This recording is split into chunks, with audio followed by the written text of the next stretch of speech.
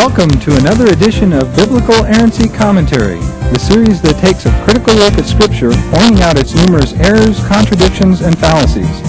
This program teaches a kind of Sunday school in reverse by giving you the biblical information that you should have heard but didn't. With millions of Americans fearing a totally one-sided presentation of the Bible, balance is greatly needed. Only when people are given both sides of an issue can a truly objective analysis be possible.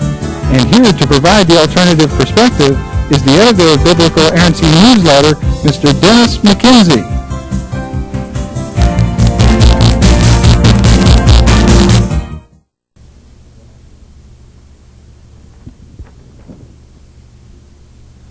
Welcome to the 35th edition of Biblical Errancy Commentary. We're pleased you've joined us. Now that the groundwork for an in-depth analysis of the Messianic prophecies was laid in the prior program, our only task remaining is that of exposing the degree to which these prophecies could not be referring to Jesus of Nazareth. One need only focus upon those of greatest importance to reveal the extent to which Jesus is wholly unqualified to claim the Messiahship. If those prophecies upon which Christians rely the most are inapplicable to him, then there is little need to analyze every one that has been cited throughout the years. In order to simplify our presentation, we'll address each messianic prophecy according to the order in which they would appear if you were to read the Bible from beginning to end. Among the most prominent that would be encountered are the following. The first prophecy is Genesis 3:15, which says, quote, I, that is God, will put enmity between thee, that's the evil serpent, and the woman, and between thy seed and her seed, which is allegedly Jesus. It shall bruise thy head, and thou shalt bruise his heel, unquote. Christians interpret this as meaning that a woman, Mary, will give forth a seed, that is Jesus, who will fight the devil's descendants. But there's little reason, in fact there's no reason to believe the seed referred to in Genesis 3:15 is Jesus specifically, because the name Jesus is not even mentioned. It could just as easily apply to any good person who ever lived, any person who ever fought evil. Moreover, on page 5 in his excellent work entitled The Jew and the Christian Missionary, the Jewish educator Gerald Siegel said, quote, we see that he will strike at your head and you will strike at his heel does not refer to Jesus, since he neither stopped the power of Satan nor did he abolish sin among his followers as Paul promised.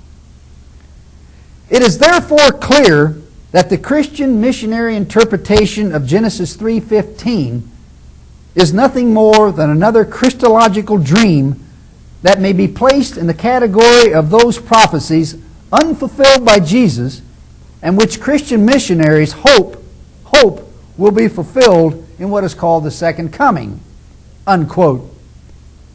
And if you'll recall, we dispensed with this second coming concept in our prior program. The second prophecy, Genesis 22:18, says, quote, in thy, that is Abraham's, seed, which is allegedly Jesus, shall all the nations of the earth be blessed, because thou hast obeyed my voice, unquote. Christians allege that this promise to bless all nations through Abraham's seed had no reference to Abraham's descendants, but only to Jesus as the preeminent posterity of Abraham. In other words, they're claiming the word seed only refers to one person, namely Jesus, not many, that is, not all, of Abraham's descendants. Several problems with this interpretation are apparent.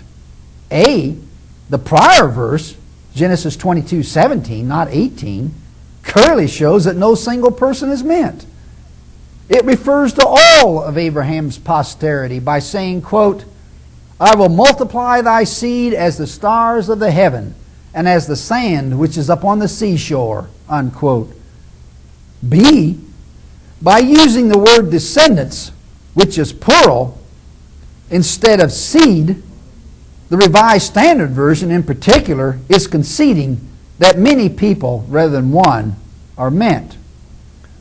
On page 8 in the book entitled The Jew and the Christian Missionary, Siegel stated, quote, Paul's claim that a single individual is meant by the term seed in Genesis 13:15 and 17:8 is false. Nowhere in the Hebrew Bible, he's talking about the Old Testament, do we find the plural of seed used with reference to human descendants. In all instances, the singular term seed is used in a plural sense, unquote. The point Siegel is making is that the word seed refers to many, while the word seeds is never used at all. C. All nations of the earth have not been blessed in Abraham or Jacob or in their descendants, the Jews. D. Even if this did apply to Christianity, it is unfulfilled, since most of the earth does not believe in Jesus. And E. Christianity has not been a blessing to mankind, as subsequent programs will prove.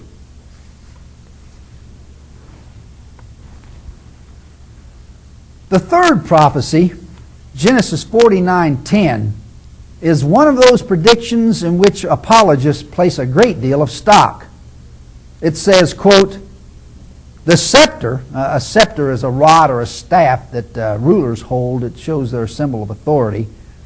The scepter shall not depart from Judah, nor a lawgiver from between his feet, until Shiloh comes.